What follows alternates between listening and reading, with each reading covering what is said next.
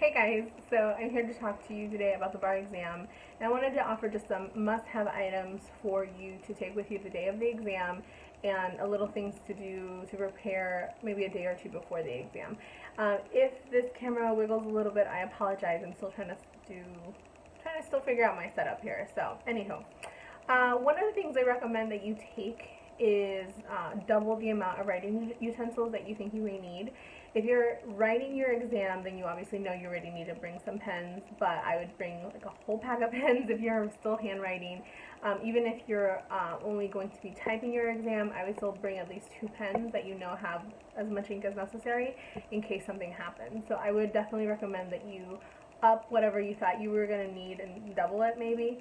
And then also, if you were not aware, you likely have to bring a pencil because we're still using Scantron for these exams, and you still have to like write at the top with pencil and pen. So make sure that you bring everything you need, especially for the Scantron. Make sure you bring at least 2 types of pencils, that you have enough lead, that it's the appropriate type. We all know how to do this. We've all taken standardized tests for many, many years, but sometimes we forget. In fact, when I was taking the exam, the first day, a guy that I kind of knew forgot his pencil, or he didn't even know he was supposed to bring one, and so I actually let him borrow one of mine because I'm so nice.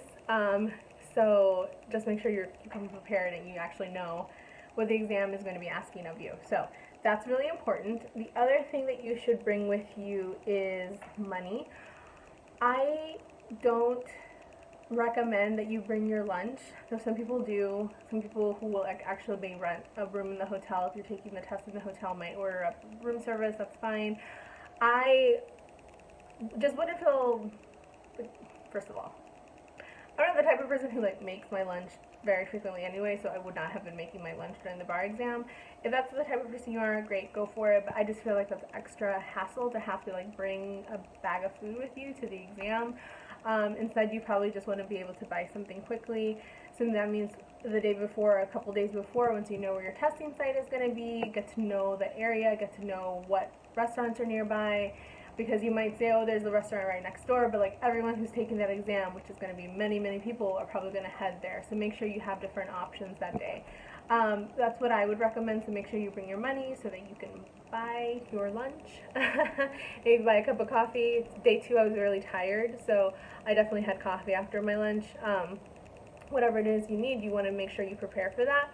So oftentimes that means you might have to pay for something. So make sure you bring your credit card or your money so that you can handle that. The other thing I recommend is a lightweight sweater or jacket, because it's going to be hot. It's summertime, I know, but you're taking your exam usually in conference halls, in hotels, or in schools, and there's no real way to control the temperature there, and so it might get really, really cold or really, really warm, so make sure you dress in layers and you're able to add on if you get really cold so you're not distracted. The other thing that's really important, and I'm going to show you, is earplugs. You really need to bring those. It's not that like you have to be able to block everything while you're studying. It's just that like you're going to be so heightened with anxiety and with stress that any little thing can kind of be a distraction. And so when I took the MPRE, I didn't pass it the first time. My score wasn't high enough for Illinois. Because I mean, I didn't study enough, but what I remember from that day was that the person that sat next to me, they literally highlighted every single sentence of their exam. And like the sound of dry felt on paper is aggravating, and I did not have earplugs. And obviously that's not why I didn't pass the MPRE the first time around, but I still remember that because it was really annoying, and you don't want to be annoyed during the exam. So you want to make sure that you have earplugs so you can block all the noise and can just focus on your test. That's really important. The other thing that's really important is that you should get a non-digital watch. They look like this, in case you haven't seen them.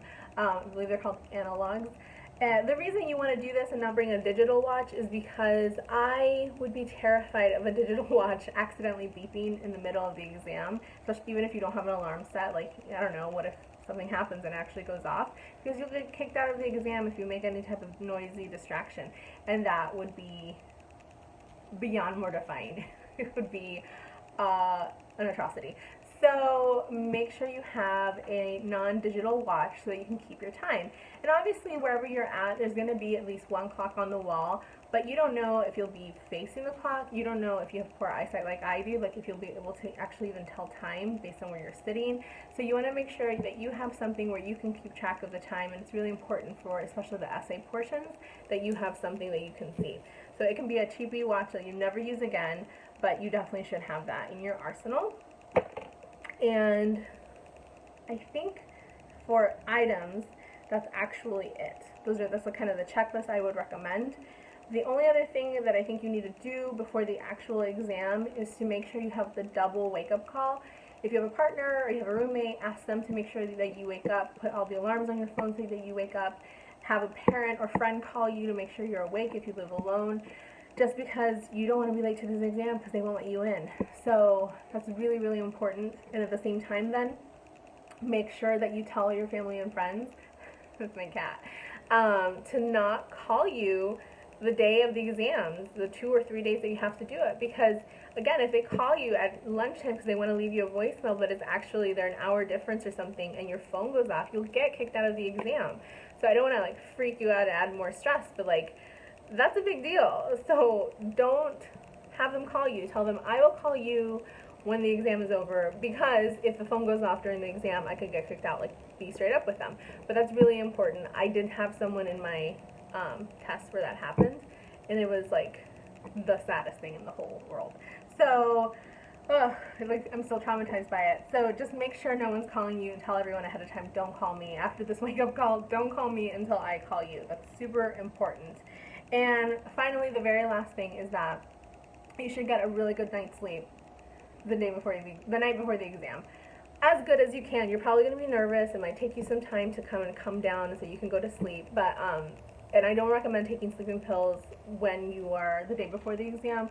I used to take a lot of sleep aids when I was in law school, but I would always wake up groggy, and it'd take me a minute to kind of get my sorts all together. So I would advise against taking any type of sleeping aid the day before the exam, but definitely try to go to sleep at a reasonable hour. You're not going to gain anything by cramming the night before. Like, the night before, it's basically over. It's over. And everything you've learned, you have learned, and you just need to go in with a clear head, and that really will only happen if your brain has had time to rest. So go to sleep, have a nice dinner, make sure you have your alarm set, and go, really with a really positive attitude. But it will not help you if you are up late the night before trying to study as much as you can, because that's just not how this test works. So make sure you get a really good night's sleep. Make sure you have a checklist of all these things that I have said you need for your exam. Put them all in a pouch. Take them with you the day of the exam, and then be ready to focus and do a really good job, because I know you've been studying really hard and you're going to do really, really great. So if you have any questions about the bar exam, about law school application, let me know below. If you like this video, make sure you give it a thumbs up. Make sure you like it. Make sure you subscribe. Subscribe to latinasuprising.com. We'll have more content for you very soon, and I will see you in the next video. Bye.